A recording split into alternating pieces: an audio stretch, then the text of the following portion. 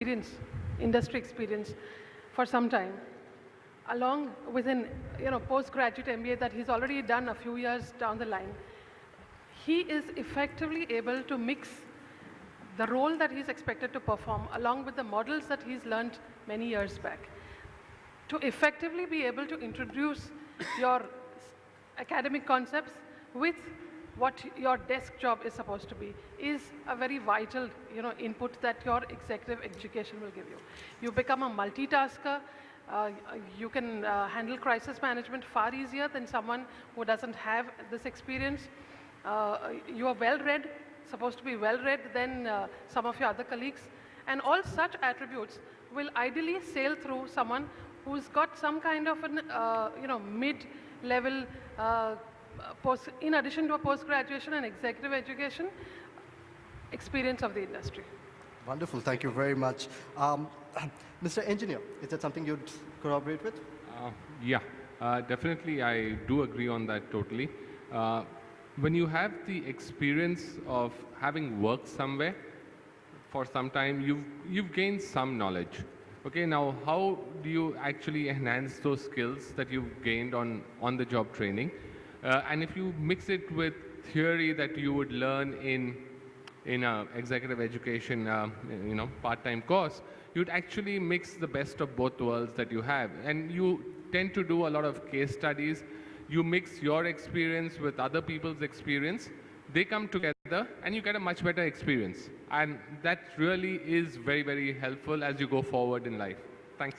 I'd come to Mr. Mehta out here. Advertising is largely an industry that requires you to throw a lot of spanners into the wheels, break everything down, rework on concepts. It's a bit of a maverick industry, really, to say. How would you believe that your experiences with an executive MBA is going to help your industry? See, traditionally, most of the media companies were not known to be tech-savvy companies also. Right. Okay, and if you would look at the profiles of the media barons or people who neither are we disciplined, on the other hand. Yeah, exactly. So not many came from management backgrounds, by the way. They all came from creative backgrounds. Right. So they started creativity, as creativity used to be the main bread and butter for a media company of any kind, be it the press or television later, or the radio or cinema or whatever medium you take it, and now the internet and social media, etc. Now you'll find youngsters, when they walk in, actually coming and telling you what to do. They are far more equipped and far more knowledgeable, far more educated. I mean, I don't think with the kind of education you have today, you would have anchors in those days with that kind of background. And if youngsters like you are coming, which means there is a purpose, there is a belief that good education definitely helps in boosting your career or adding value to what you're doing or enhancing your role, giving value to the end user who is your consumer or your client or viewer in the media industry per se, whether it's print or anything. So I think it's very critical. It's no longer what we used to have in our younger days.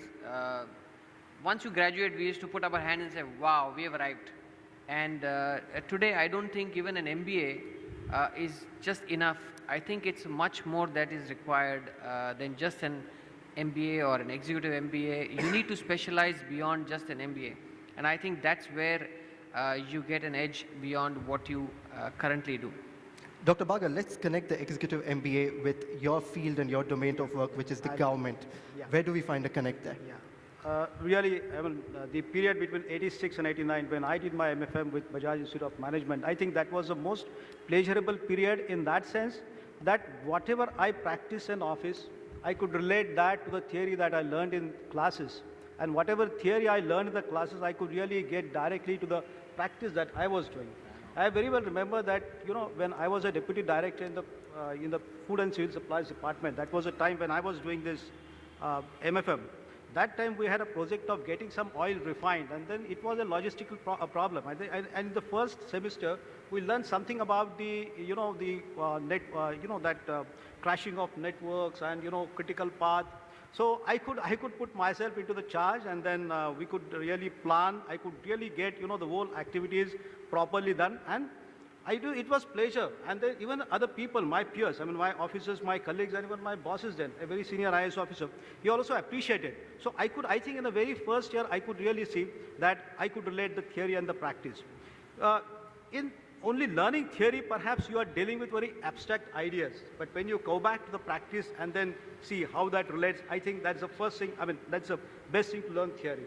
And in that sense, I believe that the executive MBA people, they have an edge over perhaps even the people who directly go to the university. Even otherwise also, in all the MBA programs, I believe, even US, an average, I think, 5 to 6 years of working experience is generally considered to be a kind of an requisite for getting admissions also, 4 to 5 years at least. So I believe that practice and then theory that are best bet in our MFM programs. Mr. Subramanian? Well, any day I would prefer to have somebody who is doing a part-time executive MBA. The reason being, I think as part-time MBA students, we are in a better position to understand the concept, what is being given in the classroom. Just as P said, like, work experience, you can go back and put it in the office space, what you have learned. Look at some of the best institutes. They say we want students for MBAs with a minimum of 5 years or 7 years of work experience. Whether you talk about Harvard or Stanford or wherever it is. Why do they need that work experience? Because you are able to appreciate better. Whereas in your part-time, at least, in those colleges or those institutes, you are doing a case study which may or may not be relevant to you. Whereas when you are working somewhere and some concept is taught in the classroom, you are able to appreciate, you are able to discuss with your colleagues in the office and understand what exactly it is. So any day, I think in my opinion, a part-time or executive MBA is better than you doing a full-time. Professor Iyengar, from the academic perspective, where do you think the executive MBA clearly scores over vanilla degrees? I think one of the things, I don't want to say yes for the sake of saying, but the fact is when you look at people graduating and then they do their finishing school and then going for an employment, how ready is the organization to accept the quality of MBAs who come in to their organization?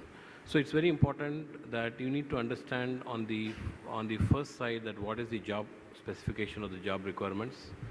Then you look at what task are they going to perform, and based on the task that they perform, you decide what knowledge and skill that need to own, and therefore they need to have some kind of an exposure and experience, WorkX, and this WorkX and the academic structure helps you to align both a structured way of understanding and the practical way of handling things together to drive business for betterment.